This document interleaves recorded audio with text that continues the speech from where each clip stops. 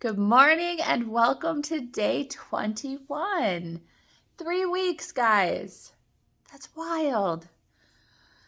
I'm just reflecting on that for a minute because that's important too, is to stop and reflect on things like, that feels good. So 3 weeks. Today, we're going to talk about listening. People think that they know how to listen, and some people do, but I'll tell you what, after any schooling, any practice, anything, I still have to actively make sure I'm listening. And the biggest thing for me is clearing my own head of my own shit, right? Like making our noise stop so we can actually be in the moment and hear what the person is saying to us. Really pick up and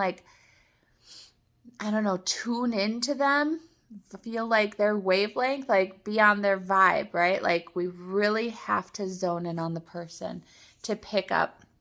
It's not only hearing what they say, it's hearing what they're saying, hearing what they're not saying, trying to accurately perceive the message they're trying to convey. What is it that they're wanting to say but not say in so many words that they may not even know? This might even be like something that's conscious, right? So blocking out our own noise, our own thoughts in our own head, shutting it down and just paying attention and being in that moment with that person. A lot of times we are thinking of what we want to say. We hear something and we're like, oh, I know what I want to say to that. This is our response, and we're holding tight to it. And we're basically like patiently sitting in line, waiting our turn to talk, to say the response. And we have to block that out. Even if we come up with something that we're like, I know this is how I want to respond, tuck it away and pull yourself back in the moment to listen.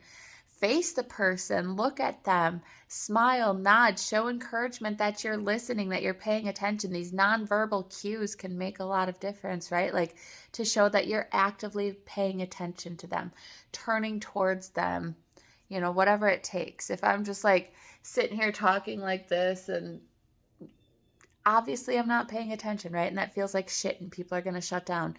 In order to actually listen, we have to mindfully in the moment practice it and be doing it. Pick up for their tones, what they're saying, what they're not. What is their body language? Do they shut down? Do they stop talking? Do they use different words? It's much easier to notice when people are talking about something that excites them. They light up, they glow, right? Like they get very excited. And I point this out anytime I can to people. It's like, you know what?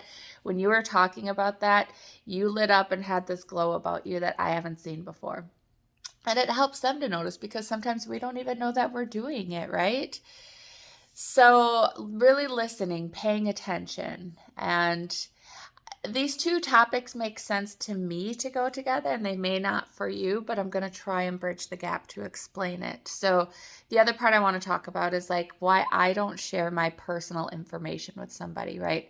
I'm just listening. I'm being objective. I am non-judgmental. All of these pieces are so important. So when somebody asks me like, oh, have you had addiction? Are you an addict? Or are you a parent? Or are you religious? Do you go to church?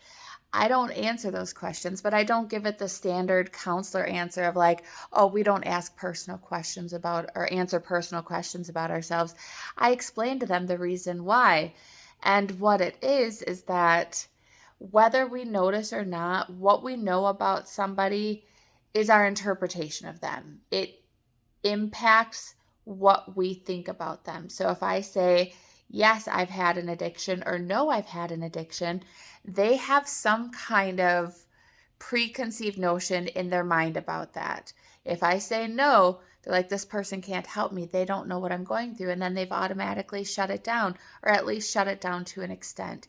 If I say no, I'm not religious, I think Christianity is just completely wrong, off base, right?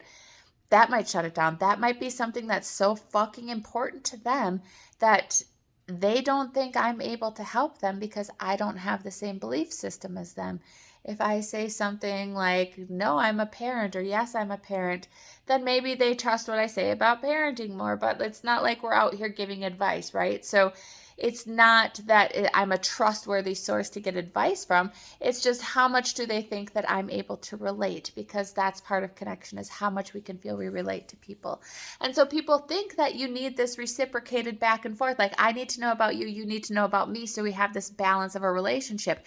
And that's where the counselor-client relationship differs. That's not the case. I need to know about you. What you need to know about me is how you feel about me, how you feel about what we're doing when we're together. Is it helping you in your life? I'm providing a service, right?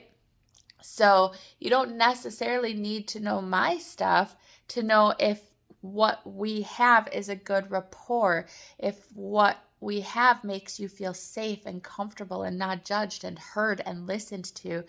And it's just keeping me out of it, right? So just a little explanation onto why, like, I personally or other counselors don't share personal information, because it's not about us.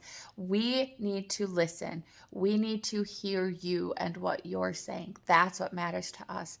And if we say anything or share anything about ourselves that's going to change that tone, that conversation, your ability to share, your comfort level, then we're not going to do it, because this is all about you and how we can make you more comfortable. Trust me, we have our own therapists for that shit. Like, we go and talk to us about ourselves and shit like that with our own people, right?